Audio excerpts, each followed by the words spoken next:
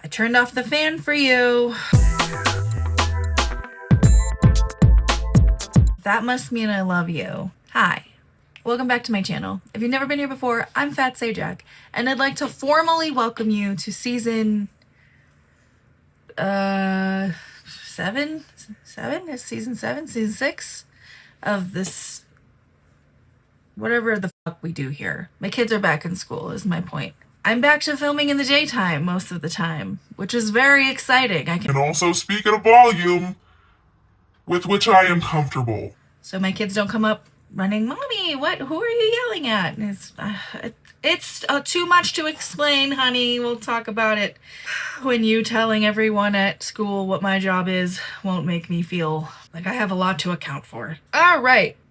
So the last time we were here, we talked about the whole situation going on with Jen Dent and Adam McIntyre and Helpless and all of that. We talked about that, and this time we're not gonna.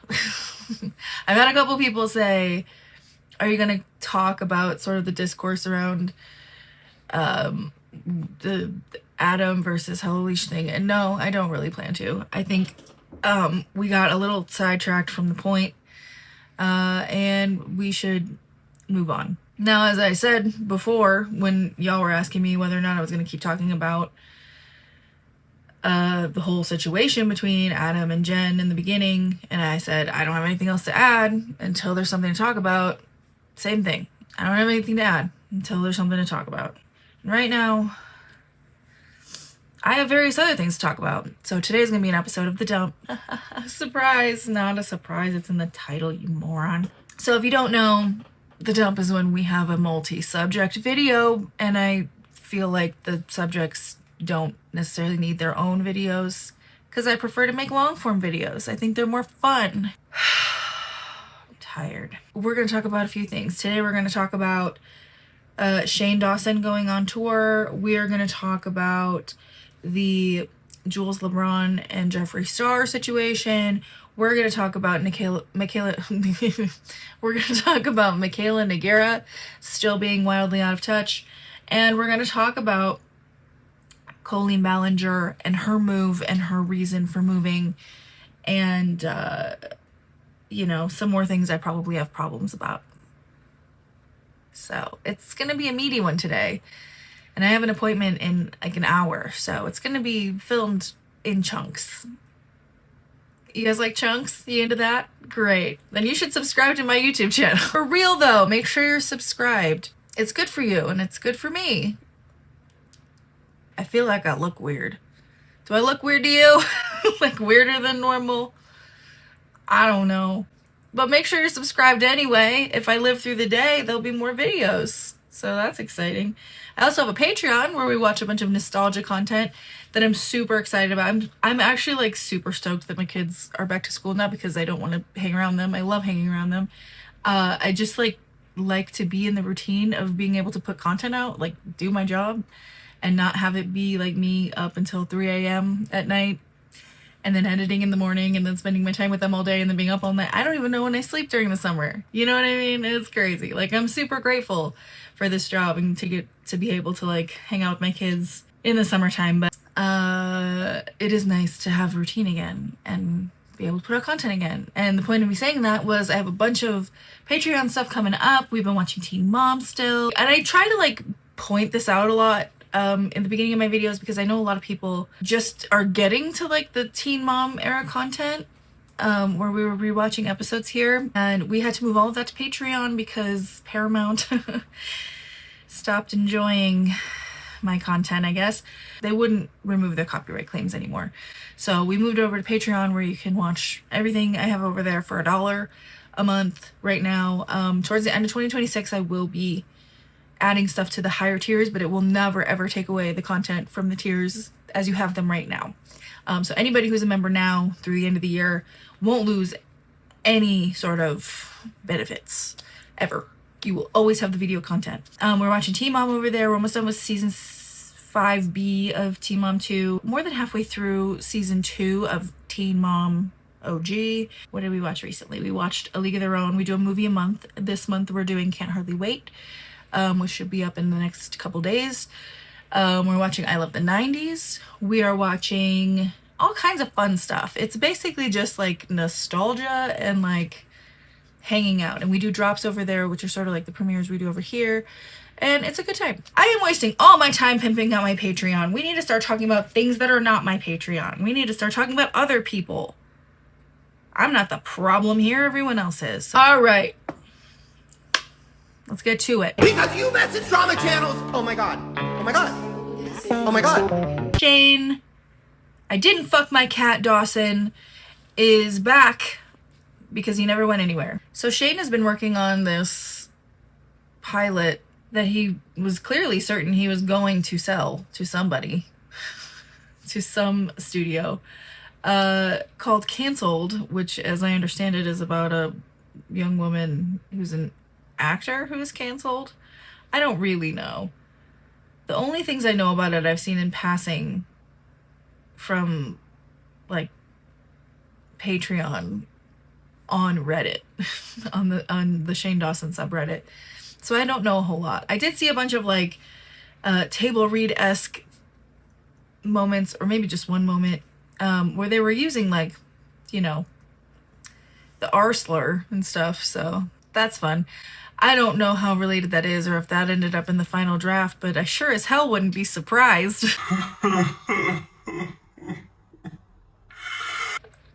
Anyway, so Shane announced, and this actually came up. I don't follow Shane on Instagram, but this came up. He must have hit boost to this post real hard because it showed up on my timeline. And if I knew how to navigate the World Wide Web, I'd find it right now. So Shane put up this post. Oh, I didn't even see the comments. Holy shit.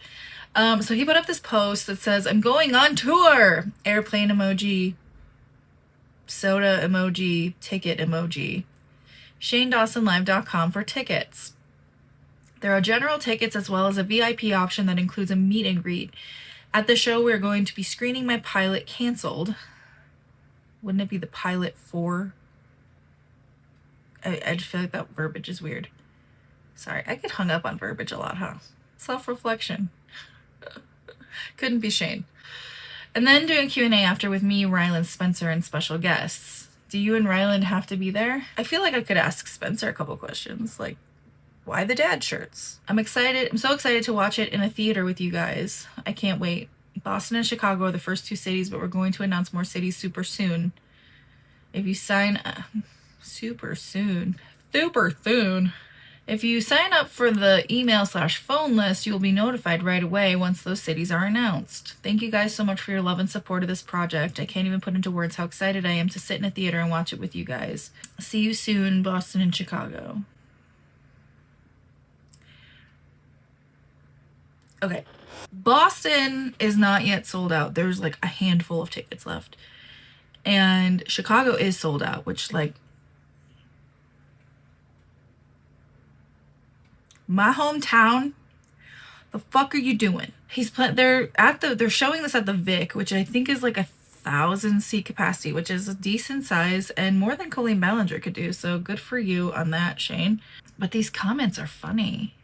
Girl, it's 2 locations. Let's not call it a tour. Whole venue gon' stank. Real ones remember the original Texas video airplane moment.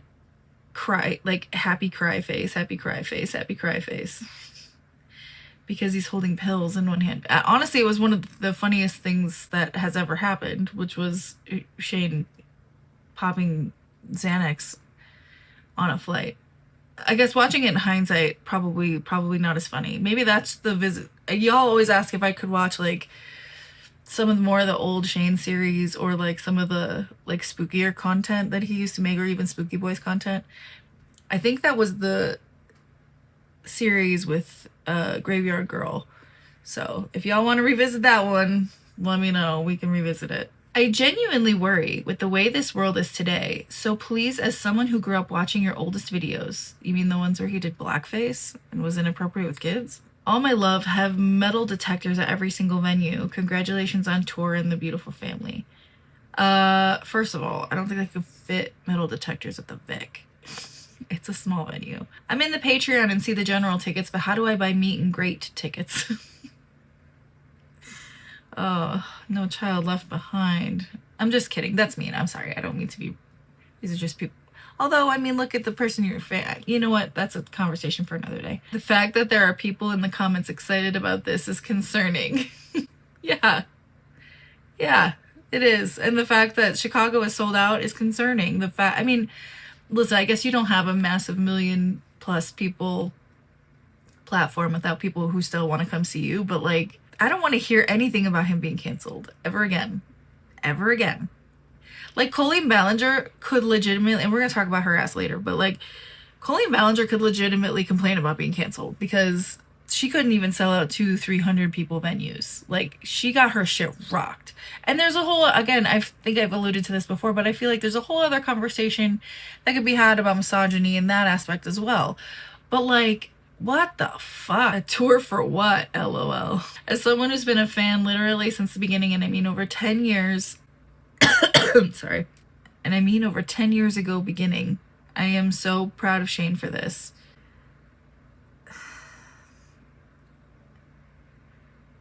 It deeply concerns me. This is so multi-layered because I totally believe that people can change, right? Like, I totally believe that in some ways Shane Dawson has changed, right? He's obviously not doing blackface, right? Like, he's obviously, you know, curbed some of his inappropriate behavior. Sure, absolutely. But like, do I think that he properly like apologized for it? No. Do I think that like he has the right to joke about being canceled? No. And I don't make the fucking rules, like, but I just feel like an apology comes with like consistent change in behavior, you know, especially like a huge fuck up, like a huge fuck up, like doing blackface for many years and calling it a fuck up feels reductive, but like, you know what I'm saying, in a repeated pattern for an extended period of time, I think they require like a little bit more, you know? Not that he has to put on some performative nonsense about giving a shit about blackface, I guess, but like talking about how or why that was harmful would have been good. Educating yourself on things like that and then sharing that knowledge with others who then would also understand the gravity of the things that he did. Talking about the way that he was inappropriate with children and maybe how being a parent has really shifted his mindset on the ways that he behaved in his past. Because and the reason I say this is because his like taking accountability video came, I believe it was the day after Jenna Marbles made her video and left the internet. So even at the time, I remember thinking, oh, he's trying to do what Jenna's doing, where like he's not actively being called out right this second, but he's trying to make it look like he's being self-reflective and saying, hey, apropos of nothing, I've just been thinking about this era of my life and wow, I was really inappropriate for all of these vague things. And ultimately ended up, you know, getting himself canceled all over again. I mean, I know there were a lot of other factors at play here, but like, I feel like that was a big part of it, is that he was addressing what he had been canceled for in the past, but he was so vague about it that it wasn't like an actual apology. Because if you're going to apologize to somebody, you need to be explicit about what you're apologizing for. You need to show that you understand what you did wrong, and therefore you understand what you're going to do better moving forward. Like, explicitly. You know? Just me? I don't know. I don't have like hard and fast rules for apologies, but like for me, it like, I don't know. The way that I teach my kids to apologize is also very similar. I want you to apologize sincerely when you know what you're sorry for. You know, because there's a moment where you know you should be sorry, and then there's a moment where you are sorry. Because what you have done has hurt people, or you have, you know, you've learned something that maybe you didn't know before, and now even if you didn't intend to cause harm, you should still apologize. But I always teach my kids, apologize sincerely. You're gonna say in this whatever and however long you're speaking about it, you're gonna say what you did wrong in detail, how you're going to do better, and then you're gonna show that through your actions. Yes, change behavior is like the ultimate outcome, right? Like that's what we want. Yay, we're not doing blackface anymore. That's fantastic. I'll give you credit for basic non-minstrel show behavior, but like I don't know. I don't know. I guess like something about it just feels like we tried to skip to the last part, which is change behavior, which again is not inherently a bad thing, but like you are skipping over a lot of, when you skip over a lot of your egregious, nefarious behavior, are we to assume that it's all very lumped together? I don't know. Who gives a fuck? Anyway, there's just a lot more like negative comments in here than I would have imagined. Like I said, I don't even follow Shane, and so I don't know what his comments usually look like, but I was just kind of taken aback by that. So on the website, the shanedawsonlive.com, it goes to some punch-up website, and in the About section it says the following: Shane Dawson is a YouTuber, filmmaker, and author who's been creating content online for nearly 2 decades. Do you want to talk about that content, or? Okay. Since launching his YouTube channel in 2008. First of all, I don't mean to like come off like really soapboxy, or, well, I guess I do. But like I'm not saying everybody shouldn't have skeletons in their closet, right? But like those skeletons probably shouldn't have done blackface or been inappropriate with kids. Talked about Googling CP, referring to children as sexy. You know, there's got to be like a line. Like everybody's done something in their past that they're going to be called out for if they do this job, right? Or present day. You know, everybody's going to fuck up in life. Like, that's life. I just said this when we were talking about the Adam McIntyre situation. Like, let people make mistakes. Mistakes happen. Mistakes make us human. Every human makes mistakes. No one is above making fucking mistakes. Okay? Not even me in my swell-ass cardigan. Okay? We all make fucking mistakes. Even if you don't like the person.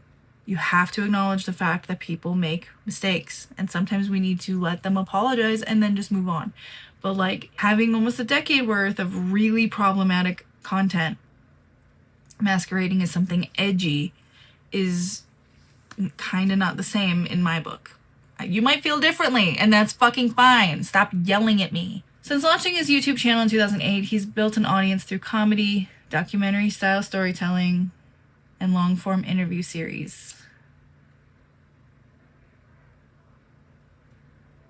That's what he built his audience on. I thought it was on doing blackface and then like melting shit in the microwave, but what do I know? Beyond video, he is the New York Times best-selling author of I Hate My Selfie and It Gets Worse. Yeah. I think It Gets Worse was actually the title of the book because it meant that these books get worse. I did read them both at one point. And I don't remember much about them except that it felt like a trauma dump. And has expanded into podcasting. Is that really what we would call it? His old podcast was more of a podcast than his current podcast is. Say podcast again. An independent television production. Yeah, so independent it never gets made. I have to sneeze. Shane continues to connect with audiences through candid conversations, humor, and an interest in exploring people, culture, and internet trends. Shane continues to connect with audiences. First of all, barely. Honestly, who's watching those videos? Not Shane's. I get Shane. He has a built-in platform. But, like, who's watching Ryland vlogs? They're not even, like, fun, aesthetically pleasing vlogs or anything. They're actually kind of a pain in the ass to watch. But they all have, like, hundreds of thousands of views. Like, I don't get it. People are so invested. I'm not invested. And I love vlogs. I can suspend my hatred for someone for a minute to enjoy a nice vlog. I don't enjoy their vlogs. But like internet trend, people, culture, and internet trends. What people, what culture? They had an interest in gas stations at one point. They were bowling. Internet trends. People and culture. At a trip to Home Goods at Erewhon? Girl. So yeah, I don't know what the next couple cities are going to be, but real disappointed in you, Chicago. What the fuck? These are happening in October. The Wilbur. Okay, so, I mean, he's selling out decent-sized venues. Let's see, how many tickets are left at the Wilbur? What's that? Less than, like, 25, maybe? That's actually pretty impressive. And, like, I guess good for you, Shane. You're proof that cancel culture isn't real. So I don't ever want to hear anything else about your cancellation ever again. Ever the fuck again. Ever. Literally ever. Even if this show gets picked up by somebody, Tubi doesn't even want it. I don't even like to say it like that because I fucking love Tubi, and I love them even more for not wanting your show.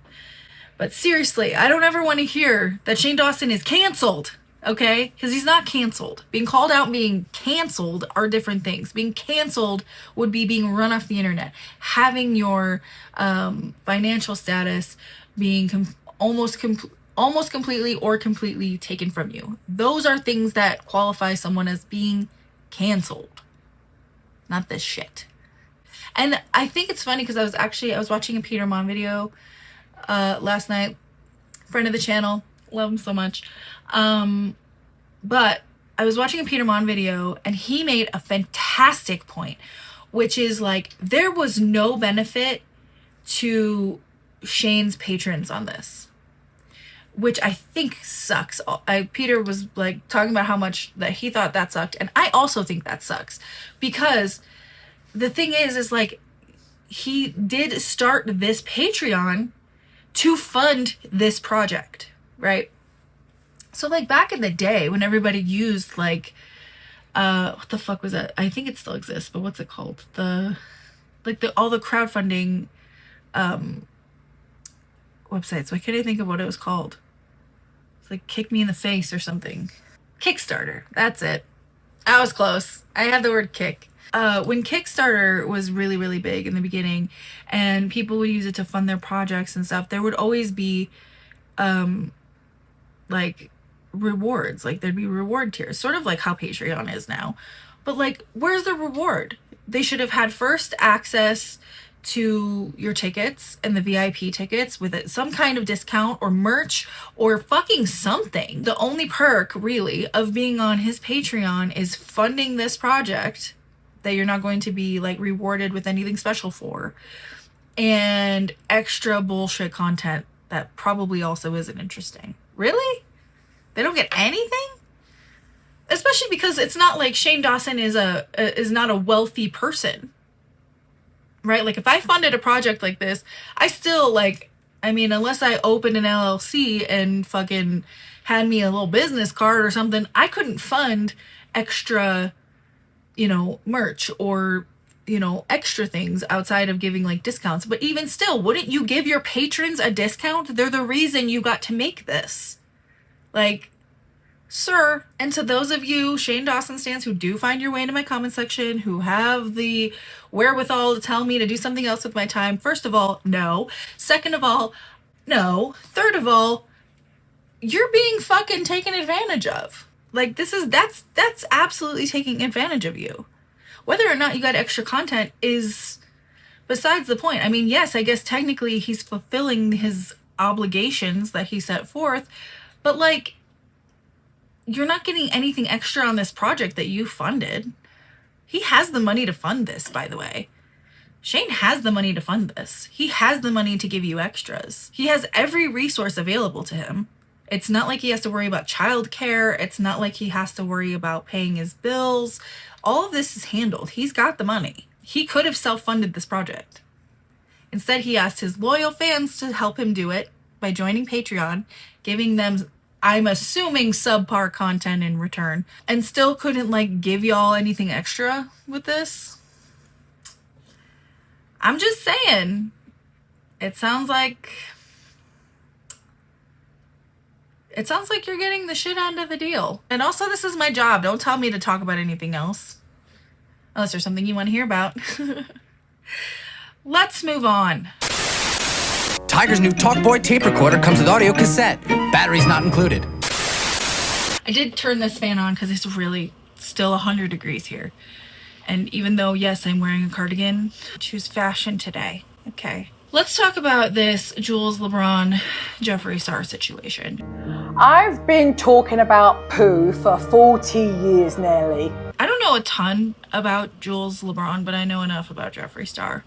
And I think I know enough in context about Jools as well to talk about this situation.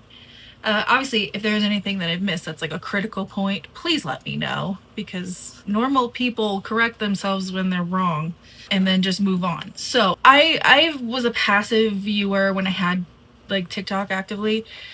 I was a passive viewer of Jools. I do follow her on Instagram and have for some time, and I really like her. And I'm always like, when I don't know, and I think this might be why I make a lot of repeat videos, because I know the full lore of Shane Dawson. I know the full lore of Gabby Hanna. I know the full lore of like all these like bad people, but then I find someone that I really like enjoy watching, and I'm like, I really like them, and then you know, and then like the viewer's like, hey, by the way, that person's really well known for like decapitating kittens, and it's like, okay. So I have always really liked Jools. I thought she's really fucking funny, and just an entertaining person in general. I know that she's had like a few like viral moments, obviously, namely like the very demure, very mindful thing, which has become now like just kind of part of pop culture lexicon at this point. And she had posted a pretty vulnerable, I'm assuming it started on TikTok. I eventually saw it on Instagram. I don't have it right now, and I'm not going to get it because I'm assuming that you've seen it, and if you haven't, I'm just going to tell you about it. Already, Jools was very vulnerable and was asking for donations for a GoFundMe for dental surgery. Basically, it sounds like full reconstructive surgery. It sounds like potentially years of addiction issues led to really bad a really bad dental situation. And so she was looking to fund, I want to say it was $40,000 or $45,000 for dental surgery. Now listen, I have a few things to say about this. I don't have any problem with creators, for the most part, trying to crowdfund anything, whether that's, I mean, unless it's like a grift, which, like, okay, listen, there's an Instagram, well, she's a TikTok creator, but there's a TikTok creator, she also is on Instagram, and she also, I think she posts on Facebook now too. She is a grifter, and I never see anyone talk about it because she's got a good sized following, but she flies under the radar so big. If you want me to talk about this, I will. That's so vague. I've been thinking about talking about her for a minute because like nobody has noticed her. I don't think she's on a lot of people's radar, but I've been watching this sort of unfold for like the past like year. I've been following her a long time, but over the past year the grift has become very apparent, and there's a lot I want to talk about there. So if you want to hear about a random grifter on social media, let me know and I will make that video. Anywho, outside of grifting and outside of people who are very, very wealthy, certainly crowdfunding for health reasons is, especially if they are in America, is something that I'm like, I get it. Because even as a creator, creators are not making what they were making on the platforms that they're on, with the exception of probably this platform here on youtube.com. I don't think other platforms are paying nearly as well as YouTube does. TikTok used to be like pay dirt. TikTok used to be the place you went to pop off on a viral video and make a bunch of money, and they don't pay for shit anymore, and I can't imagine why that is, but yeah, they don't pay for shit anymore. So even if you get a viral video, you're not making money. If you make a video that goes viral-ish on YouTube, you're going to be making money for some time on that video. Even if you have a video that just does moderately very well, you're going to be making money on that video for some time. A lot of people's response to this was like, get a job.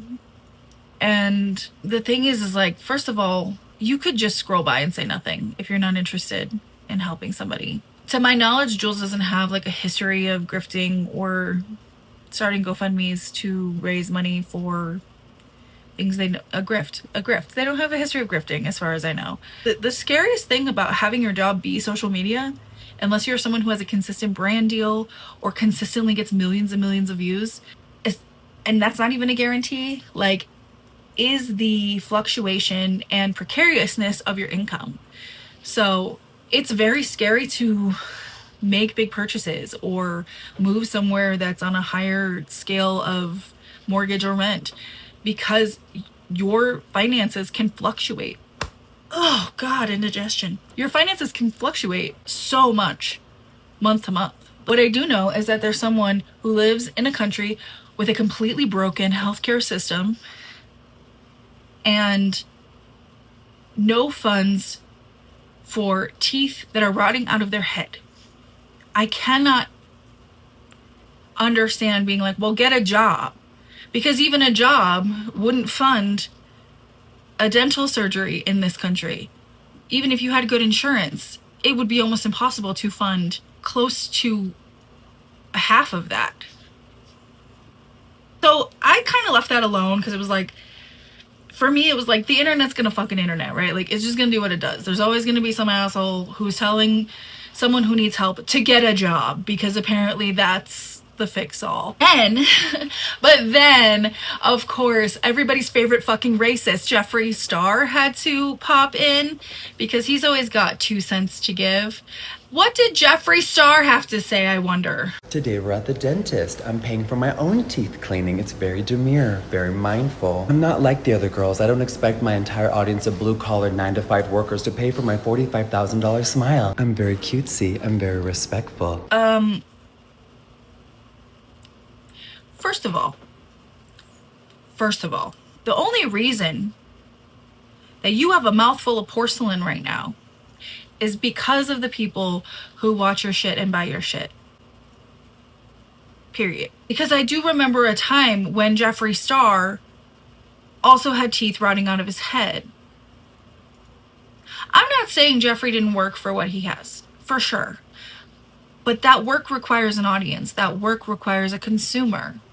The audacity of Jeffree fucking Star, who sits on live every day. There's 37 more galaxies, and I'll acknowledge your existence as a human being. Like, fuck you, dude. What is wrong with... well, there's a litany of things wrong with Jeffree Star. But, like, what a fucking disgusting thing to say. And I'm sorry, but with a history of blatant racism, sprinkled with a dash of transphobia, geez, I can't imagine why you'd have something to say to Jools. I can't imagine why you take issue with Jools doing this, acting like you give a fuck about people who grift anything from their audience, acting like you actually fucking care, as if you think you're so fucking funny to dunk on someone who needs urgent dental care. Like, fuck off. What is wrong? Again, litany of things. But just rhetorically, what is wrong with you? And like, genuinely, I am convinced. You couldn't convince me.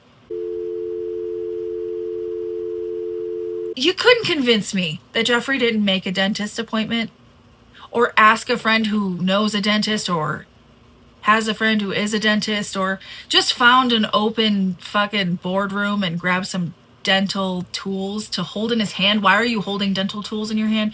Just to make this video. There are not enough words to tell you how much I don't like Jeffree Star. Again, you could scroll and say nothing. You could scroll and say nothing. You could just scroll and then say nothing. And then go back, slither on back to your corner of the internet. Everything I've heard about Jeffree Star in the past like 2 years, outside of like the rewatching his series with Shane Dawson, anything I've heard about Jeffree Star over the course of the past 2 years has been absolutely against my will. I love a day when I don't hear about Jeffree Star. It's a good day. It seemed like the consensus went from like being team get a job to like team Jeffree shut up. I just think like the shift in tone on this was really interesting, especially when Jools decided to make a video of her own. I am gonna come for you in my wig cap, unfortunately. Jeffree, your problem isn't with me and my teeth. Your problem's with Patrick Star. Your problem is with how the system worked and how you didn't get what you wanted from it when you were at the height of it. It has nothing to do with me. And I know that because I know you're not serious when you're begging on gifts every single day in a mansion. We both own our homes, babe. Look at that. About 10 years ago, I made a video about Jeffree Star, which he commented on and he did not like because I became friends with two girls he used to be friends with. One of them whose name is tattooed on his body. So when Jeffree was going viral and he was big in his cosmetics era, I was knowing all the behind the scenes tea about him. When he was coming on here, I've never said this, and I've never been racist, and I've never drank a sip of alcohol. Girl, I knew that was a damn lie. And it didn't matter to you at the time because I didn't have the following or the background to back me up. And then when I did start finally blowing up, I started blowing up with the same people that you had to work your ass off to get closer to, and all it took was 2 or 3 videos for me to do it. I became friends with the people that you worked so hard to become friends with in a matter of months, what took you years. And that bothers you. And I know it bothers you because one of my first controversies was talking about this. You tried to steal all of Patrick's friends, it didn't work, they went back to him, and you were left with a failing cosmetics company. A failing cosmetics company that you just vocalized was bothered at the beginning by Patrick Star. Because again, your issue is with Patrick, it's not with me. But you would look crazy if you came for Patrick, like you did 2 weeks ago. Because that man hasn't done anything to you. All he did was make a cosmetics company, make a name for himself, and surround himself with a group of friends that left him for you. And then the second that, guess what, you weren't viral anymore, they left you for him. So you're sitting there seething with your failing cosmetics company, watching every single one of those people still continue to be successful. Then some bitch that you already are annoyed by because she made a video about you 7, 8 years ago starts blowing up on the internet, and guess what, Jeffree? You might be white and able-bodied and thin-bodied, but let's make it clear. I've accomplished things in my career that you've never accomplished. Beyonce will never shout you out. The likes of celebrities of Lindsay Lohan, Jennifer Lopez, Jamie Lee Curtis, the president, and the vice president will never acknowledge you because you're not that girl. Even with millions of dollars in the bank account, you're not that girl. Even with all the property under your belt, you're not that girl. Yeah, I might have come on the internet and begged to get my teeth fixed, bitch, but you would never be able to do that if it wasn't for the likes of people like me who bought those crunchy ass lipsticks 10 years ago. Your problem is with the system. You thought that because you did so much that you were gonna get it all, and you didn't. You never got the public recognition you wanted because you're racist. So yeah, it does bother you when a black and Puerto Rican girl from the fucking hood who probably gets all the trade that you're having to pay for is getting all the flowers from everyone. And you're gonna try to drag me at my lowest moment over a fucking dental surgery? You got a full face of fucking implants, bitch, and you're still not getting acknowledged by the people that you want to get acknowledged by. You got a full face of fucking horse teeth, and you're still not getting acknowledged or appreciated by the public in the way that you deem you should. And that don't got shit to do with me. You've had to buy your boyfriends. I haven't. My teeth are still getting done. So what now, Jeffree? Well, you gonna come beat me up? I don't think you are. Well, keep it cute because it's too much now. No hooked on phonics here. Jules can read. No worries. No worries, Dan Quayle. Let's move on. Mentos, the fresh maker. I think we're gonna go Jeffree Star adjacent. Let's hit Mikayla Nogueira next. Not literally. I don't want to hit. It's just. I am getting a divorce. Take a minute. Take it in. So Mikayla, gotta check in on her every once in a while. Get ready, Whitney. To get ready, Whitney. Like, her accent is like coming and going lately. Okay, I have 2 things I wanted to talk about.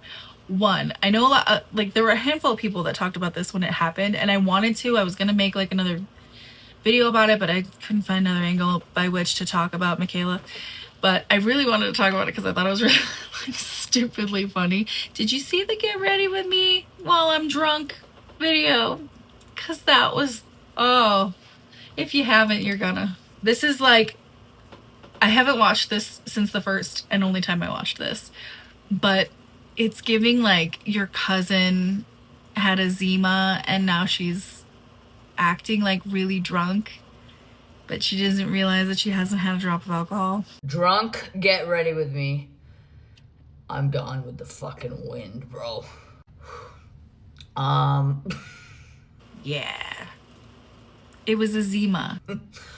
I don't know if I've ever done a drunk get ready with me before, so we're gonna see how this goes. My skin, look at this. Look at my fucking skin. The sunburn is insane. Can I be honest? Her lips have so much filler in them that they look like they hurt at all times. Can we stop this? Like, I'm always of 2 minds. Like, I absolutely believe that anybody should be able to do with their body whatever they want. If you feel better with a shit ton of lip filler, if you feel better having like Botox, Dysport, whatever the fuck you gotta do, totally fine. I'm not judging you for that necessarily. I just wish we could all stop trying to look like the same plastic fuck doll. I just wish that for us as a society. Could we just stop trying to all look like the same plastic fuck doll? I feel like this truly like went off the rails in like 2000. God, what that would have been, what, 2008, 2009 or whatever, when Heidi Montag started doing like plastic surgeries. I'm not saying she's like the reason for the season, but like I feel like it started to get really, really normalized. Like, obviously plastic surgery is always kind of in, you know, modern day pop culture. Like, it's always been a thing. It's always been, but I just feel like it started to run rampant around then, and it's only gotten much, much worse, especially with like the Kardashians and things like that, and like the beauty standard being plastic fuck doll. Like, I don't like it. I don't like it. Wear sunscreen. Like, if you're going to like the beach, anywhere, first of all, if you're on vacation and you're somewhere where the sun's probably gonna hit you different, bitch, and like your face is, just wear sunscreen. How are you gonna have a like skin prep beauty brand and not even wear fucking sunscreen? Anyway, sorry, it's just supposed to be silly. I've gotten too real. Yeah, I have a really bad sunburn, especially on my chin. I've never had that blistering before. So, let's see what we can do. This video might be really bad because I'm so drunk. I am drunk. Okay, she's drunk. Did you get it? Write it down so you don't forget. Mikayla's drunk. Okay, I'm obviously gonna prep my skin with POV. I had a shot of vodka. Then we had a vodka soda. Then I had There is no way you have a sunburn that bad with blisters and you are rubbing that shit with that amount of pressure on your skin. Pina colada. And then I had a Dirty Shirley. Oh, my chin is so bad. I've never seen a sunburn that bad on me in my life. Okay, so she had a shot of vodka, a Dirty Shirley, and a pina colada. Is that what you said? Okay. When I was your age, I was drinking grown men under the table. Try being a millennial for a day. Just try it. I'm going in. Oh, fuck. I'm going in with Trip It because it's going to really help with the redness and irritation. Okay, it's not irritated, it's burned. But also, can I also talk about the grossness of this trend where everybody uses the dropper in their products or like the pump on their products to apply directly to your face? Do you know how gross that is? Especially if you share products with people sometimes. You're just putting germs to germs all over the place. And also, it looks gross. Like, this looks gross. You look like you have jizz on your face. Is that a marketing ploy? I'll ask you when you're sober in about 30 seconds. Yo. You ever just kind of... Yup. Alright, anyways, yes. Snatch it, I.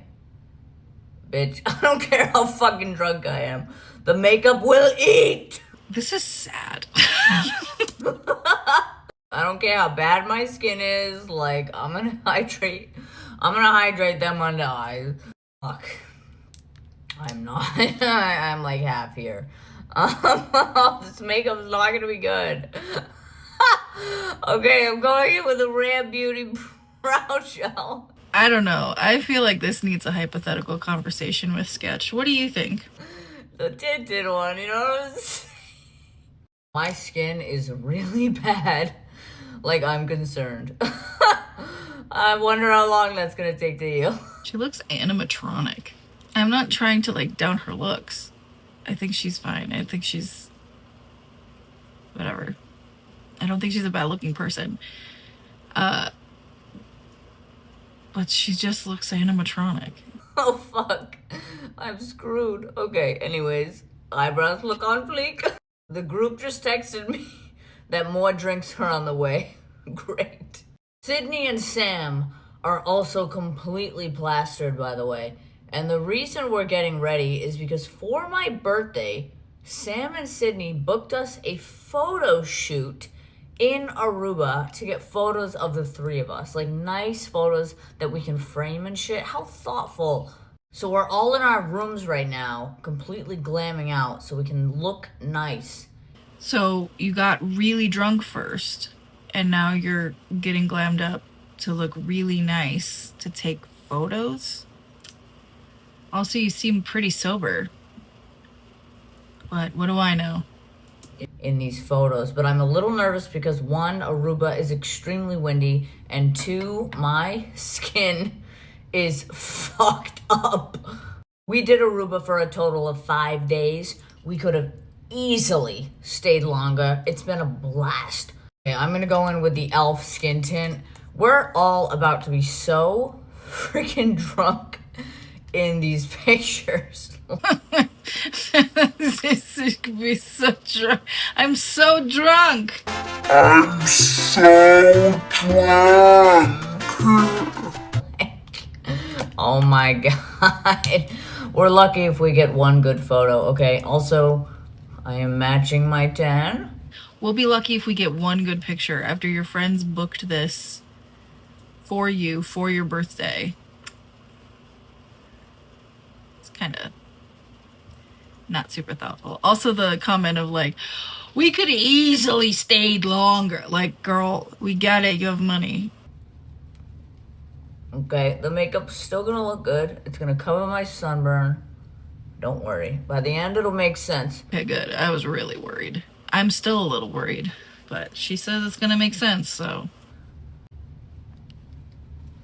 The CoverGirl Liquid Bronzer. This trip has been absolutely amazing. Like, I don't think people truly understand my friendship with Sydney and Sam. Where you're on a quest to make America great again? Oh, wait, no, sorry. My bad. There is no way that that's an actual sunburn. I think it's acne. I think it's irritated acne.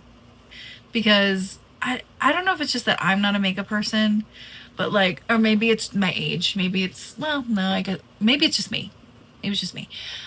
You couldn't pay me enough money to lather up 17 layers of products over what I'm sure is, if it was a real sunburn, an actual sunburn, blindingly painful skin. That shit has to hurt a lot. I don't consider them friends. I consider them my family.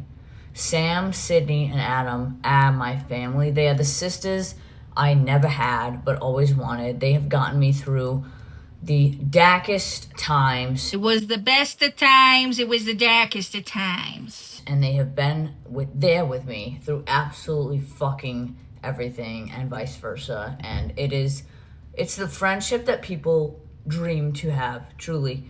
You want to have friends that you can talk to about literally anything. The good, the bad, the ugly, the friends that you can cackle with, the friends that you can waste hours with, the friends that you can do nothing with. And you can go to the voting booth with, to take away people's rights with. Also, you're pretty sharply sober right now, huh?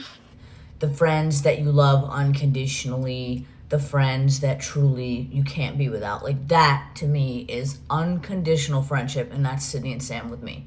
That's why I'm really excited for this photo. I thought that was going to be a partnership. That's why I'm so excited to talk to you today about the sponsor of today's video, Friendster.com. Shoot, and to get these pictures with them, just because they are the most important people in my life. Truly, truly. The type of friends that I would drop anything for. I don't care what it is. You know how they say a true test of friendship is if you can travel together? They say that about relationships, romantic ones, but sure, go on. Must be the alcohol. Well, some of the absolute best memories I have in my life are from the travels I've done with my best friends. Spain, Korea, now Korea! Aruba. Sam and Sydney are the main thing that got me through my divorce. And I mean that wholeheartedly. Wholeheartedly? Wow. I would call them every single day. Sounds annoying. And truthfully, the two of them have taught me how important friendship is.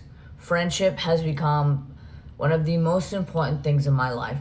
Because when you find friends like that, you don't fucking take it for granted.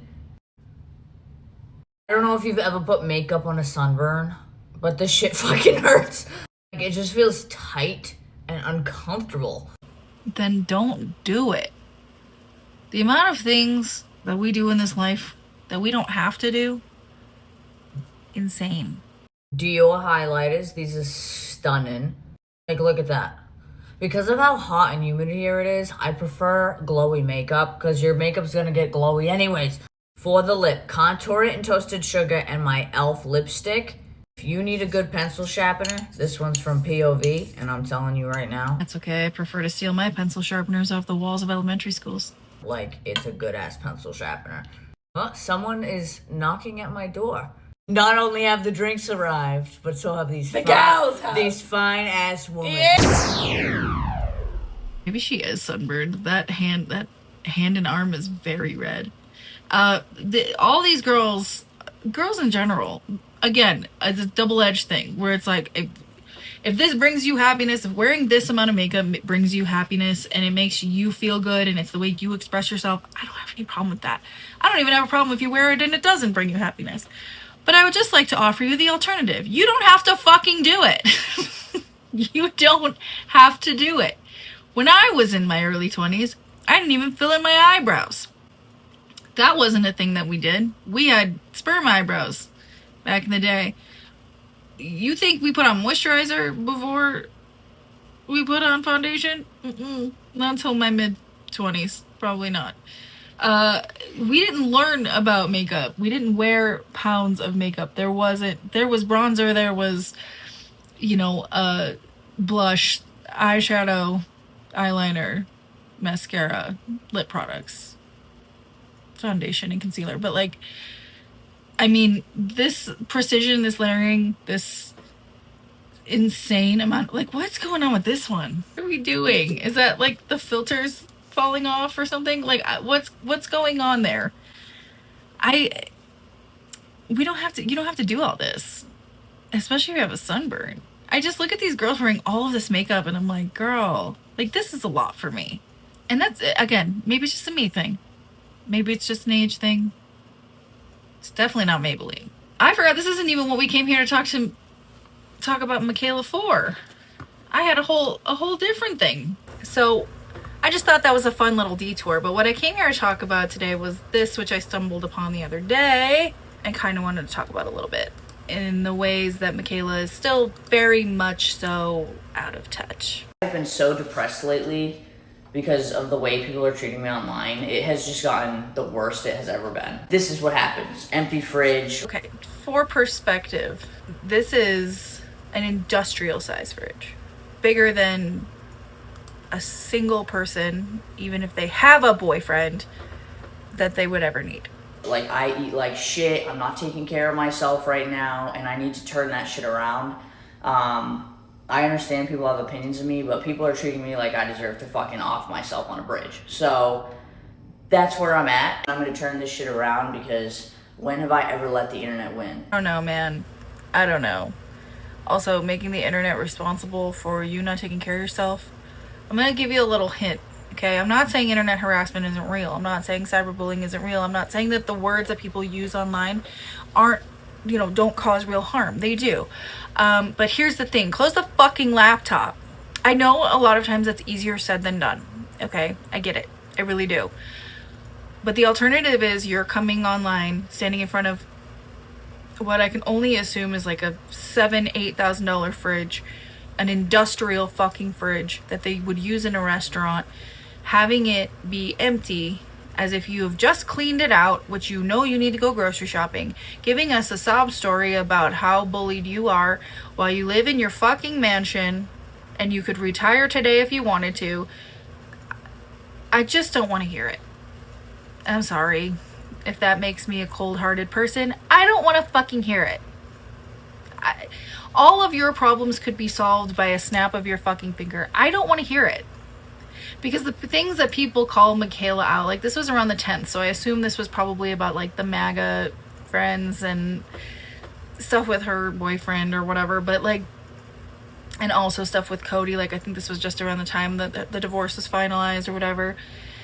I'm not saying that people don't say mean things about Mikayla. I keep calling her Nikayla today. I don't know what my deal is. I'm just combining her names. I'm not saying that people don't say mean things about Mikayla. I'm not saying that she's not subject to hate. I'm sure she is. For sure. For sure she is. But look at who you've associated with. Look at the choices you've made. You're so far out of touch, you wouldn't even probably recognize a $5 bill at this point. And then we're supposed to feel bad because the things that people call you out for are legitimate concerns, or okay, you've spent more in a blackout luxury shopping haul than I've ever made in my entire life, if the pink shoe fits. Oh, but don't worry, because she's not gonna let the internet win. You know what she's gonna do? She's gonna go into her multi-car garage, open up her convertible BMW, and put the reusable bags on the driver's seat for some reason. That'll show us.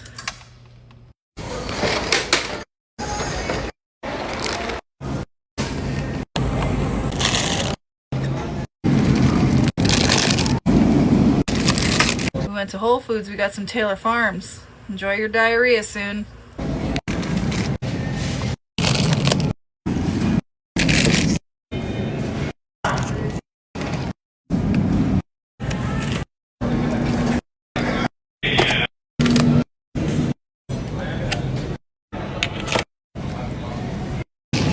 Is this her first time buying food ever? Why do you need all this? Salt and pepper, really?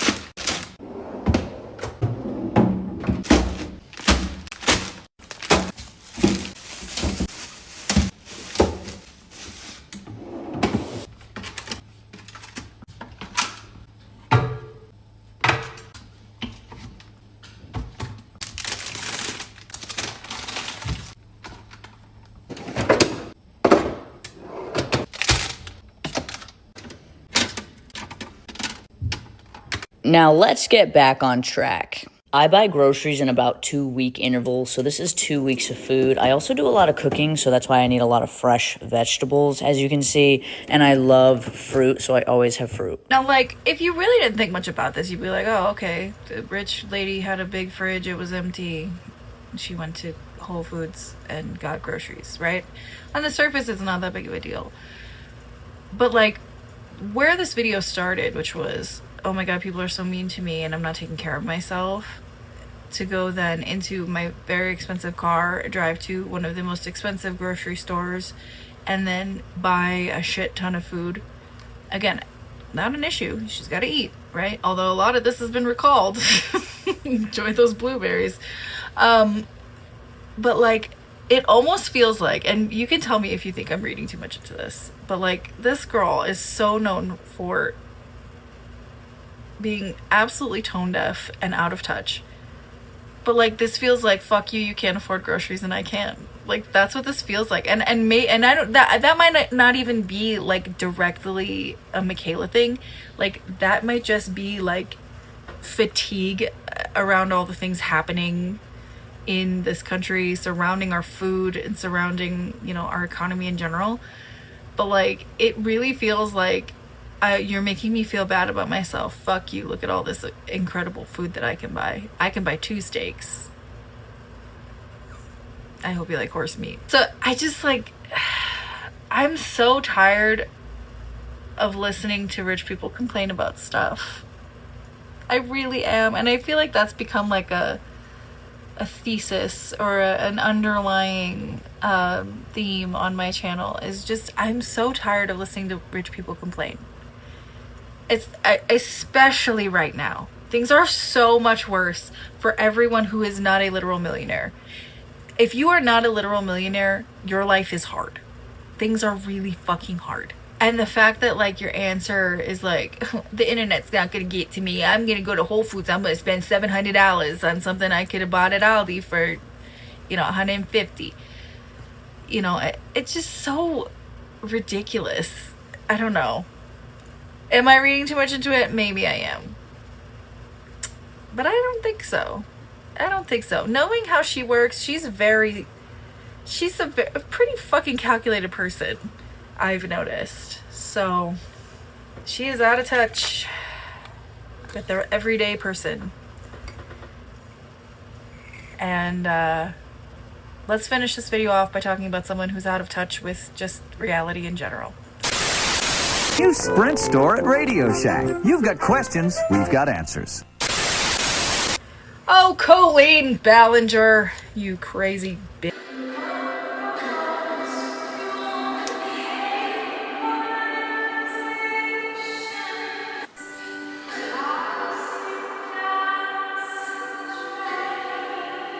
So, Colleen finally reveals her reason for moving houses. She's been between homes for some time and has been very purposefully secretive about why. Saying things like, I'll tell you when we are in our final place. And this place looks like a fixer-upper. And judging by the comments, everyone's already guessed why they were moving. Like, they were all correct and confused. And this is on her video. They're all very confused about why she was so secretive about something that it doesn't seem to matter. Like, if she told anybody, it would matter. So they talked about it on her boring podcast with her boring husband. So we're gonna watch a little bit of this. I haven't watched it yet. I just saw the comments. So we'll watch together. Weird. Ah, I see. It's because that wasn't in the slit. See, this episode, if you're just listening, is all about slits and holes. Should we call it slits and holes? Yes, Colleen can never get through 5 to 7 sentences without making some gross body jokes. Or jokes about farts or butts or defecation or piss or you name it. If it's gross, you know, it's a big point of conversation for her. You know something we haven't talked about yet online, love? What? Wait. Is something we haven't talked about yet online is why we wanted to move. Oh, those were the top comments. Yeah, I keep saying, like, oh, I'll talk about it in a video later, and I never have, so maybe this is the time. The top comment was, when are you going to give us the tea about the old house? So I did give the tea on the SAS podcast, but I know that a lot of people aren't Patreon members, so I'll retell the story here, and Eric can chime in too. But Vanessa? Oh, thank God. Also, this is your podcast?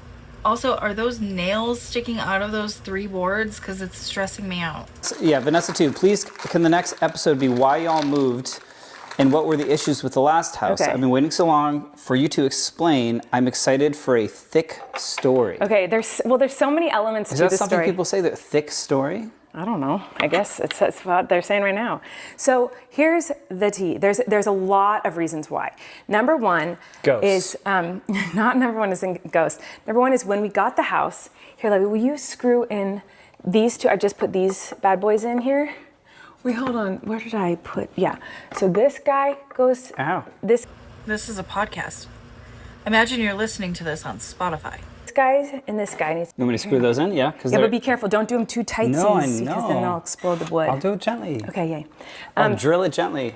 So number one reason why we left. When we first got the house, we already had bad feelings about, like, when we got the house, we were like, I had such a gut feeling to not get that house, and I should have listened to it. I'm so pissed that I didn't listen to my instincts.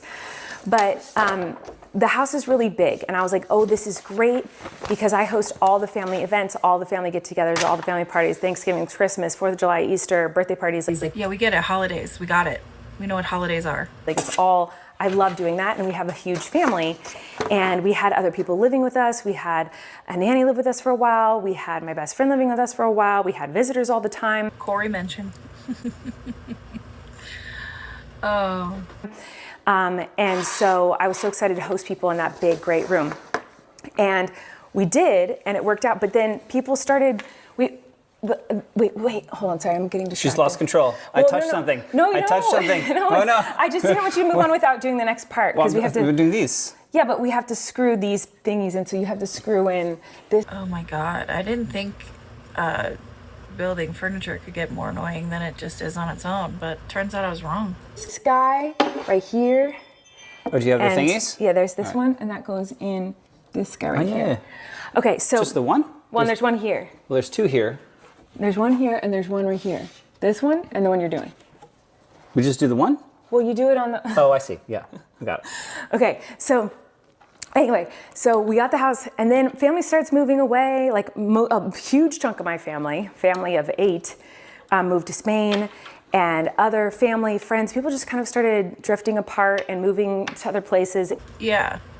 It's weird how you drift apart when you've been called out for preying on kids. And I guess that could go for all of them. It's still really weird that her brother and sister-in-law and all of their children moved to Spain. I know the theory is it was to evade the new laws in California about having kids on camera and having to set up basically trust funds for them based on the income and the ratio of time that they're in videos, and their whole thing is family vlogging. So I can't see another reason why they would have moved to Spain, but it is what it is. And the family gatherings got smaller and smaller, and the house felt bigger and bigger. And the layout of the house was not ideal. Like it was the weirdest maze. I just posted a house tour. I already put this one in. Yeah, we're gonna get to that house tour a little bit too, because that shit was deranged. First of all, how about the next person that moves there probably doesn't want you walking around fully showing off the interior and exterior of a house you used to live in. Like, the word boundaries lost on this woman. Okay. I already posted a house tour, so you can go see the layout if you want to. But it was like a big, huge, how would you describe it? Like a kind of like an L, but like an upstairs. Like, to get to my office, if you didn't want to go outside, you had to go through the living room, up the stairs, over the kitchen, past all the bedrooms, down the stairs, and then back in to get to my office. Like, it was like a very bizarre, unfortunate layout. And if the kids wanted to play in the backyard, we couldn't see them unless we were in the backyard with them. If the kids wanted to play in the living room, you couldn't hear them unless you were in the kitchen or the living room. So it was hard to, like, even it wasn't already, functional space, no matter what we... Yeah, he was saying things more succinctly. I was enjoying that. It was a challenge, and then just felt so big. No matter what we did, we couldn't keep it clean. It was too much space, it was too big. It was too much house. It was really expensive to upkeep. There was always problems, and it was a 100-year-old house. It was 120 years old. Right. So it was a very expensive garden to take care of, backyard to take care of. All I did was clean, and I couldn't hear anybody. And it never looked except clean. Except for ghosts. Yeah, and then that was the other thing, is ghosts. So wait, hold on, you have to make sure you're doing the right number, because that one goes on the bottom. Oh, okay. So this one, these two go in the middle. Oh yes, because okay. So the house just had bad vibes, and it was definitely haunted. Like 100% that house was haunted. Even if people did not believe in spirits, ghosts, whatever, people who showed up at that house were like, there's definitely something weird going on here. Everyone who got there would experience some sort of weird vibes or paranormal feeling, or just feel like something was off. But we, all the time, Eric and I, all the time would see out of our peripheral vision like a shadow of a person standing down the hall, and it was then the turn your weirdest head thing. and look, Out of and the there'd be no corner one of your there. eye, you'd always see Like a person. Does Eric ever get to finish a sentence? Or so we're speaking a lot more comfortably about how the house was haunted than we were about the house's layout was stupid. Also, like, when you buy a house, you do note the layout, right? Like, nothing about that said to you, this is probably not going to work. Like a shadow of a man, or like a standing person, like at the end of a hall, and you'd be like, and you turn and look, and there'd be nothing there. But I don't want to blame them. Blame who? The ghosts? Yeah, I mean, I'm not blaming it's the not ghosts. their fault. I just don't want anyone to. Yeah. Anyways. Well, I'm explaining why we had to go. Yeah. So, and bad stuff just kept happening there. Like, I'm serious, guys. Like, and I started to think, like, is this place like haunted to the point where like we're like cursed? Like, people would come over and just bad things would happen to people who got there. Like, it was people. There were hospital trips that had to be had. People were like, someone broke their. Let me see your broke a house. And bone. like, my appendix burst. Yeah, like weird stuff would happen. Like, and it just. The vibes were off. I would hear kids talking and laughing that were not my children. I heard a woman straight up one night say, Colleen. Like, it was very, very off. That was me. She said my name, Colleen. Oh, they said pull in. But it was very, very clear, like distinct. There was a voice that said my name. It was not in my head. It was out loud to the point where I was like, hello, hello, who's there, who's there? And I looked everywhere. Everyone was asleep. Well, maybe it was someone who broke into your home because you show it off online all the time. Also, if it knows your name, it's attached to you, not the damn house. Also, I believe in hauntings. I believe in ghosts. I believe in all that shit. But like, I think the real reason was the first one. It was too big and too expensive. And you're not making the kind of money you used to. And while I'm sure you have money to fall back on here, I don't think so. I don't think it's the ghosts. The ghosts of finances past, maybe, but I heard big, like, sounded like some sort of a deep drum that would drum in the middle of the night. So this goes on this way. Are you gatekeeping the hardware? No, I'm not gatekeeping hardware. Our alarms are going off.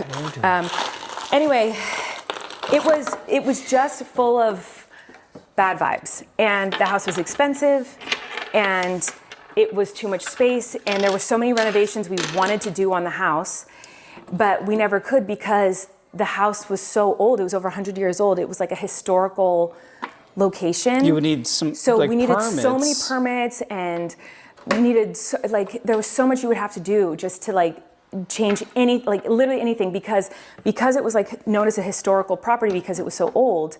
I bet anyone listening overseas is like, what are you talking about? 100 years is not old. But in America, that's very old. And at first you're like, oh, that's cool. And then you realize, you can't So poop without a permit.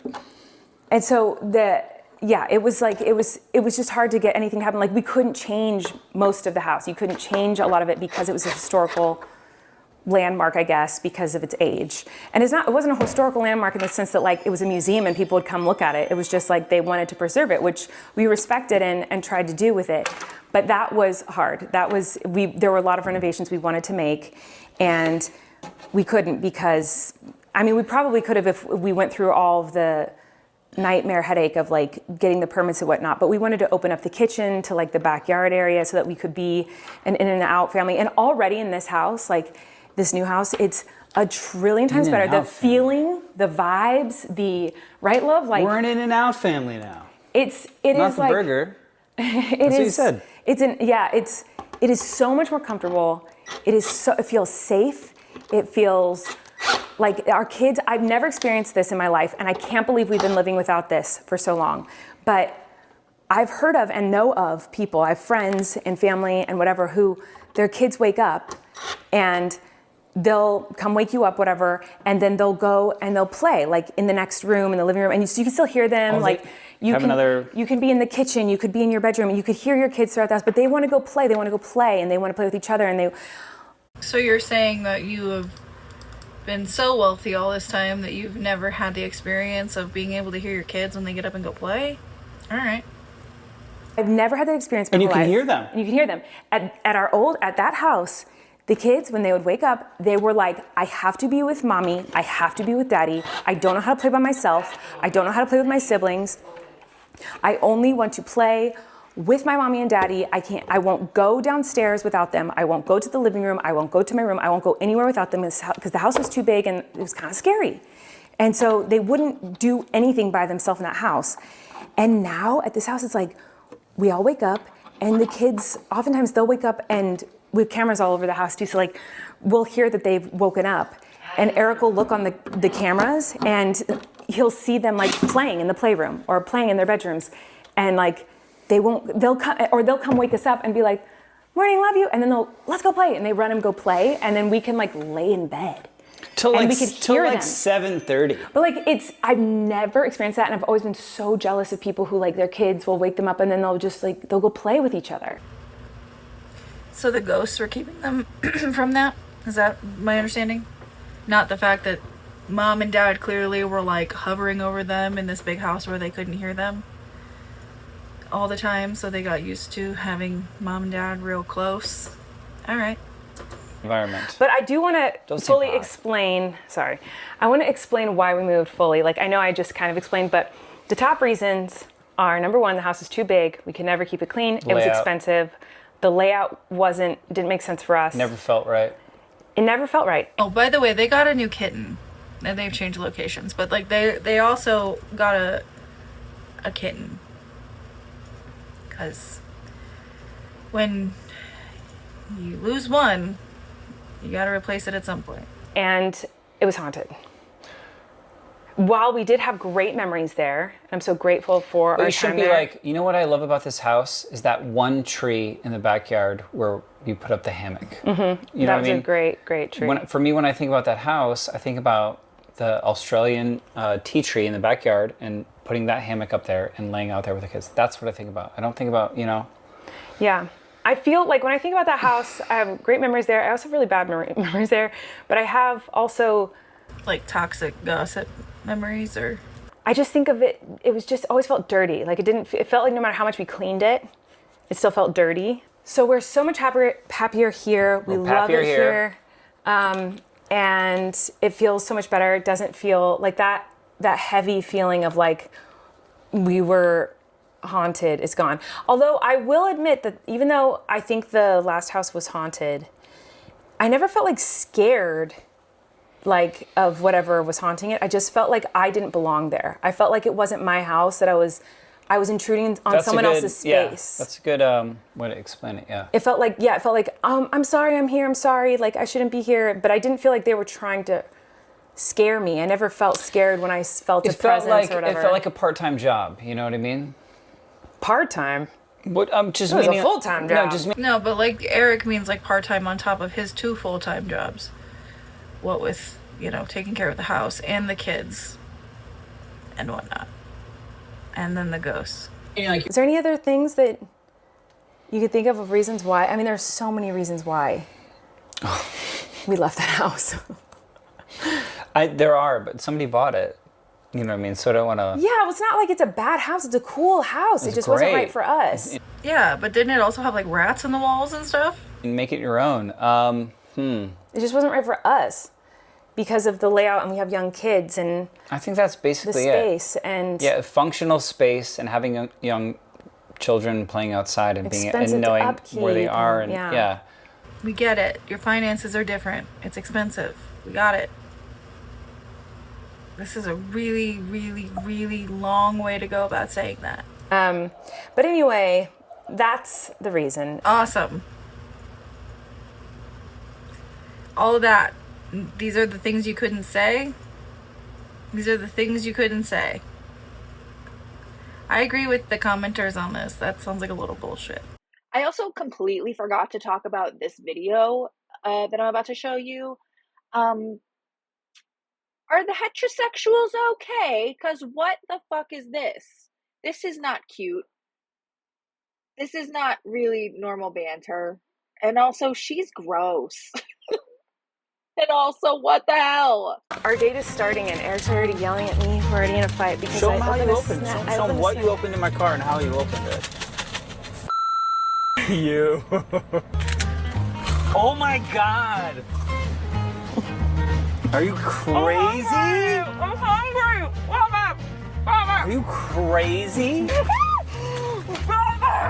All right, that's it. We're breaking up. Stop it! We're breaking up. You started it. Crazy thing. She opened that thing, and the first thing she does is aim it at the line between the seat and the center divider to make sure all the crumbs go there. As opposed to open the door and open it outside. We're parked. We're not in a moving car. We're parked. Open it outside. What am I supposed to do? No one has opened my door for me. I had no choice. I have to just sit here. This is what I have to eat. Want your door open for you? I'm scared. This is romance, guys.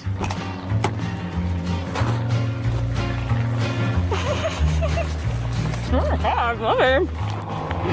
I know a lot of couples fuck around like this, and I know it's consensual a lot of times, and it's fine. This feels yucky. And ask yourself, would Julie and Solomita jokingly pull Jenna out of a car like this? I think you know the answer to that. The answer is absolutely the fuck not. I don't like it. She also posted this video.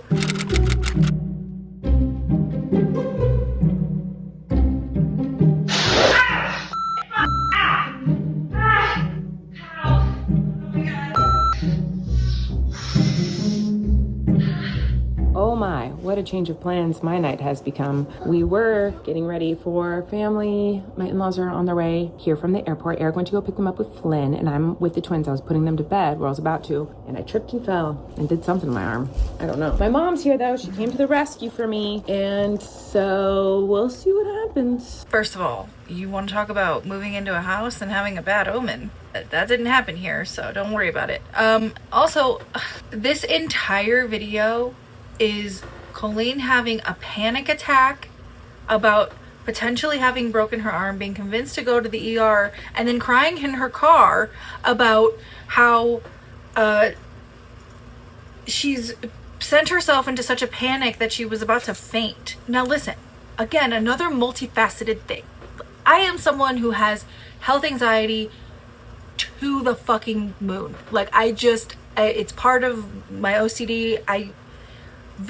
Like, this morning I was convinced I was dying. All the way dropping my kids to school, all the way back until I started filming, I was convinced that I was dying. There was something wrong with me. I was gonna have a heart attack. My heart was gonna explode. All these things, right? You're gonna catch me with a witch's brew on my way to pick my kids up. It is what it is. I'm fine now. So I get the anxiety. I get the overwhelming anxiety. But, like, also, you're someone's mom. I know being a parent doesn't change the way you feel about, like, health and wellness and, like, necessarily, like, how you handle panic situations or pain or any of that. And I'm not denying that she was hurt and in pain. I'm not denying the fact that, like, when she fell and hurt her arm enough, it fucking hurt. But, like, she spends a lot of this time talking about, like, oh, I was so scared because I was alone. It was just me and the twins. And, you know, first of all, they're 4, almost 5, right? I think. You know, she's got almost 5-year-old twins. At some point, you have to teach your kids how to call 911 if something's really wrong. You need to be able, a kid at 4 can call 911 if there's an emergency. My kids know how to call 911 if there's an emergency. They know how to open my phone if there's an emergency. Because things are different now. We don't have landlines like we used to, all, you know, most of us. So, you know, it's not as simple as just picking up a landline and dialing 911. You know, they got to be able to get into your phone or get into their iPads or get in, you know, whatever the case may be, to call for help. This might be a good time to teach them. Hey, if there's an emergency at home, if something ever happens to me, if I ever can't, you know, if you ever feel like something's really wrong, you know, give them the 911 talk. And, like, there are so many people who don't have the help of their parents nearby. Like, there was a time when my twins were 2 and it was just me, and I cut my hand open on a lid of a can. And my immediate thought when I took the can outside was, oh my God, I have to go get stitches. How am I going to get these kids with me to the urgent care or the hospital or whatever? But I was like, there was a moment of panic where I was like, oh fuck, I have to come up with a plan. It was more like, I have to fucking figure this out. Like, this is painful. It was a really good cut too. I mean, like, you know, might have been a stitch if I had gone in, but, like, you know, it sent me into a panic. I remember thinking, like, holy shit, like, I have to figure something out. And then from that day on, I made a plan for when things like that fucking happen. I didn't freak out to the point where I fainted because I'm their mom. Like, I still have to be present. I still have to be here. I still have to take care of them. Are you okay? Then she goes to the ER and she finds out that her arm is not broken and has a full-on, like, mental breakdown in the car. With beautiful mood lighting from the car. I went in and out getting food because I'm very hungry. I didn't eat dinner because I was waiting to put the kids to bed to eat my dinner. That needs to stop too.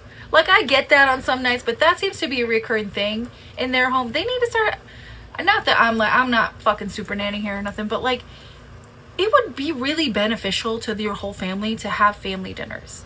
I find my kids learned responsibility from having family dinners. When we all sit down together and one of them sets the table, one of them clears the table, and has given them a good sense of responsibility. They have jobs to do. They feel good about it. All those things, you know, obviously they're almost 9. So, like, eventually it's going to be like, it's my night again. But, like, right now they're like, they feel like they're contributing to their household. It's a moment where we all sit together. We talk about our day. Have dinner with your kids sometimes, man. You don't have to do it every night. You know, y'all can do your, like, couch thing every once in a while, but shit, have some dinner with your kids. I get when they're real little and all you want to do is eat by yourself. I totally get that. But like, her kids are 4 and 7-ish, somewhere in that neighborhood. Girl, you should be eating dinner with your kids. And also, imagine if you were, you know, a parent who didn't have a husband or parents nearby to stay with your kids. You would have had to haul those kids with you. Like, we gotta be better as parents, you know? Like, we gotta be the ones in control here. I know it's not always the case, but Jesus. And then this happened, so I'm very hungry. But I didn't break my arm, which is great. I didn't think that I did because I was like, I feel like I've never broken a bone in my life. I was like, I feel like a broken bone would hurt more than this, but this is really, really painful. My mom didn't think it was like shattered. She was just like, I think there might be like a hairline fracture or something. Your arm looks really weird. And the numbness in my fingers was another thing. She's like, I think we need to go in. So, well, first of all, let me just say, I am stressed because I don't know how I'm going to get any work done with the house or with regular work because it was my right arm and it really hurts. It's not broken. They just said they saw a lot of swelling in the x-rays and that it's probably deeply, deeply bruised, which is great. I'm so glad it's not broken. Like, oh my God, that would have been so bad. And so it's wonderful, but it still sucks that for the next week or so, they said I'm going to be kind of in pain. They said tomorrow it'll hurt worse than today, but my freaking anxiety strikes again because you guys, it was so confusing when it happened because the pain was so bad that it triggered my anxiety, which triggered a really bad panic attack. And I couldn't tell what was what. I couldn't tell what numbness and tingliness and nausea, the fainting, the migraine, the blurred vision, the loss of my hearing, the loss of the feeling in my hands and my face. Like, I couldn't tell what was from a panic attack and what was from the injuries. So like, riddle me this. I promise you from the depth of my anxious soul, the overcome with, you know, debilitating moments that my OCD has given me, I am not trying to say just overcome your anxiety, idiot. But like, as parents, it's our job to be in control. Now, obviously, we're all fallible humans and shit happens. And sometimes it's scary and it's traumatic and we forget ourselves and we freak out for a hot minute. But like, it needs to be a hot minute. I understand that she was in a large amounts of pain, and maybe this is going to be an unpopular opinion on my end, and I will take it as such. But like, you're someone's mom. You're a mom to young kids who need you, even when it's hard. I just like, I get it. And it's scary to be alone when things happen and you have to care for little kids. It's scary. I'm not trying to deny that fact because that's the truth. I've had a lot of them. I'm a single mom, you know, I have 2 8.5-year-olds. I know it's fucking scary when things happen and you have to be, you're the adult in the room, especially when it's something that happens to you too, because it's like, okay, I'm the adult in the room and I've lost my arm and, you know, and all of my toes fell off and I've got pneumonia for some reason. I've died on the Oregon Trail and I'm the only adult in the room. Like, trust me, I get it 100%. The first time I ever had COVID, all 3 of us got it. And it was fucking awful. But at the end of the day, I still had to be the adult. Even with 103 fever for multiple days. Even though it was painful to get up and move and walk and function. And it was still my job. I don't think there's any way for me to say this without sounding like an asshole. Because I really am not trying to discount someone's anxiety or panic attacks, because that shit, you can't control that shit. It happens. But like, if this is how you found out that you can't handle anything while you're alone with your kids, no, I feel like the spiral is just, it continues to spiral. So let's continue to spiral. So it was super confusing, and because it was so confusing, it made my anxiety even worse, and I was alone with the twins. I'm gonna cry again. It was scary, and so I'm crying because I'm like, I hate my freaking anxiety. I hate panic attacks. It's so frustrating. I wish that I could just have a normal brain that doesn't do stuff like that. Like, that doesn't faint, like, at everything that happens, and that little things like an injury, an arm injury, like, would cause a panic attack is so crazy. When it happened, I started fainting, and I do think I started fainting from the pain, but I don't like that my body does that when I'm in too much pain, like that I just faint. It's annoying. Like I don't want to faint when I'm in pain. And then after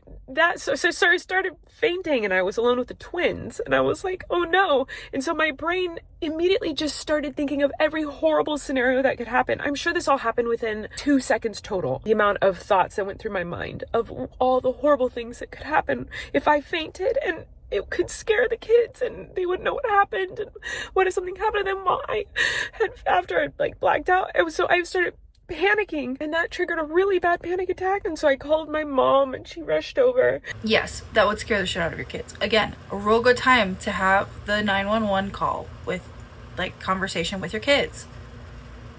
At 4, they're old enough to have that conversation, especially if you're going to be alone with them. It might also be a good time to go back to therapy and talk to your therapist about panic attack management, whether that's medicated, whether that's grounding exercises, or whatever it is that a therapist can come up with to help you wrangle your anxiety when things like this happen. Because unfortunately in life, things like this happen, right? Like shit happens, accidents happen, people get hurt. But like, I'm not saying like, oh, you faint when you have too much pain or too much anxiety, you're not fit to be a parent. Like, that's not the message I'm trying to give here. There's got to be a solution, even if that's a service animal or, I don't know. I called Eric and I could barely talk on the phone to Eric because I was hyperventilating so bad, and I just hate that I do that. I hate that that happens to me because it's embarrassing, because now it looks like it was so dramatic and had a panic attack and all this stuff because I bruised my bone and my arm. Like, yeah, it does kind of look like I'm sorry, I don't mean to be a but like it does, because I was just thinking that right before she said it, was like, this is because you fell down and hurt your arm. It's not broken, it's not fractured, you bruised a bone in your arm. And I'm not saying it doesn't hurt, and I'm not saying that that's not, because body trauma is trauma, right? I'm very, very easily traumatized, so I'm not knocking her on that. But like, to go to this, like, oh my god, I can't imagine what would have happened if I fainted. Like, your kids would have been okay, and you would have come to, and yes, they would have been traumatized, and yes, that is something to be upset about. But like, this is a lot for falling down and hurting your arm. No? It's why the dramatics? Like, it's exhausting. Like, it's annoying. I just wish that I could have just like hit my arm and been like, ow, that hurt really bad, I should ice it, and then be fine. But instead it triggered this whole slew of events of like panic and anxiety and hyperventilating and all these symptoms that confused my mind of like what was what. So anyway, I know that I hurt it badly because once all of my panicky symptoms subsided, my arm was still in a lot of pain, and I still, right now, hours and hours later, still have numbness in my pinky and in my ring finger. Well, not numbness, I guess I should say. It's like very tingly, like it's obviously annoyed, and my whole arm all the way up to my shoulder is in a lot of pain because I hit it so hard. And they said in the x-ray that it was super swollen. You could see it in person, like my arm, like where I hit, was swollen. It's gonna bruise really bad, I'm sure, but I just hate that like I wasted time tonight. I have so much to do, and I have so much to edit, and I have so much work to do on the house, and Eric's parents just got here, and it's supposed to be about them and exciting to see them, and like somehow I made it about me. Like, yeah, you did.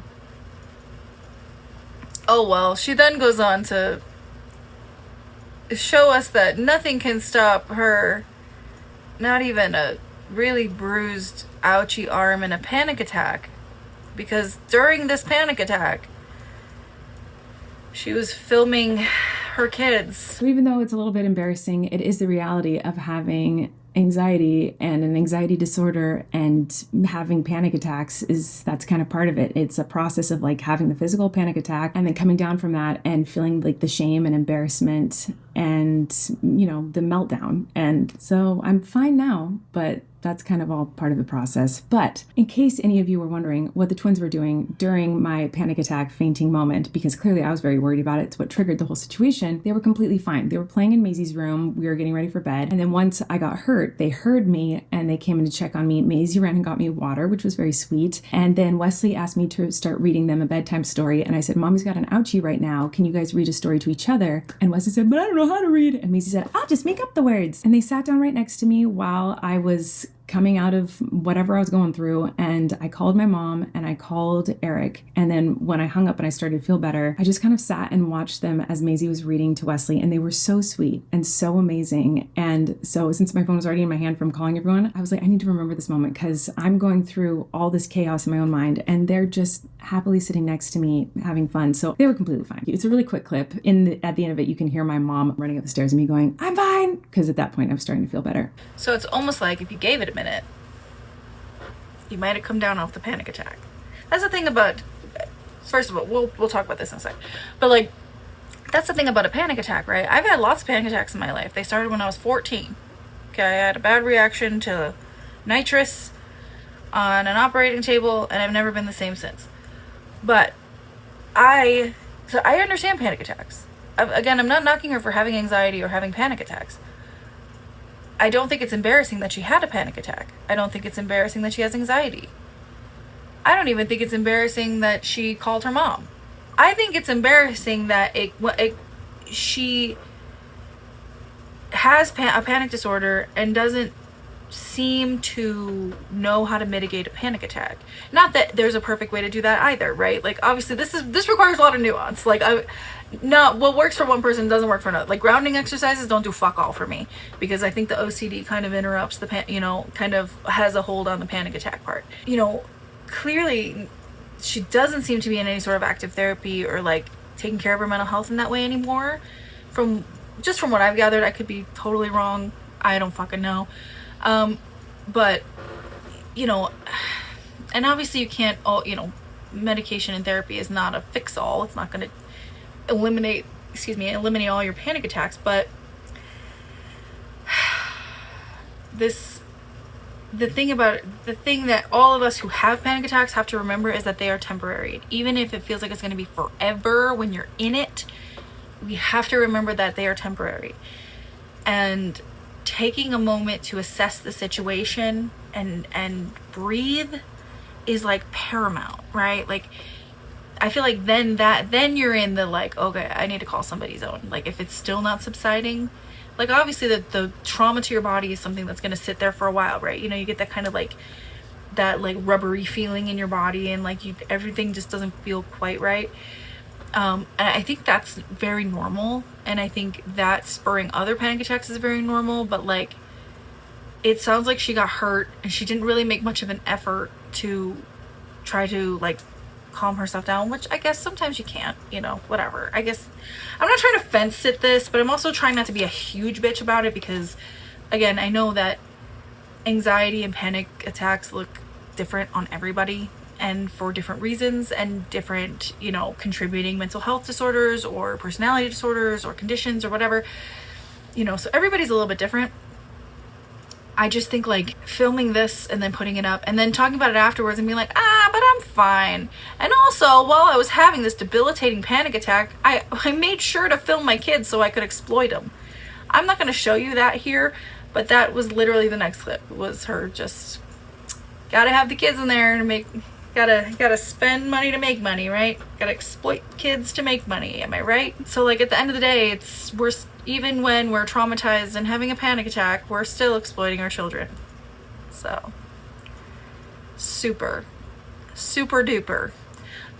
So yeah, I hope I wasn't being like super, I wasn't trying to be diminishing or like reductive in terms of like how debilitating and horrible anxiety and panic disorders can be, because I know, I've been there firsthand. But I also think like, when you're somebody's mom, and this is just my thing, maybe y'all don't subscribe to this who are parents or like just in general, but like, as a mom, like, you do gotta kind of be able to stuff it down every once in a while, I've had a lot of silent panic attacks because I've had stuff that I gotta do for my kids, and they're my number one priority.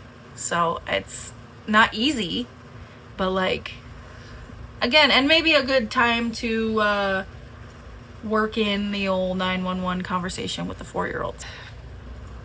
That's all I got today. I'm roasting alive, and I have to go pick up my own kid because now we have a night of extracurriculars ahead of us, and I'm already very tired. So It's time for a witch's brew and a new panic attack for me. Yay! If you like this video, good for you. Hype it. I dare ya. Make sure to subscribe, and you're welcome to come check out my Patreon. It's a hoot. We're gonna be watching Can't Hardly Wait over there in the next couple days, as well as I Love 1991. I think we're on. We're working backwards. We started at 99, so you're welcome to come over and join us. It's a hell of a time. Or don't, and you can get Bye! Experience pure moods.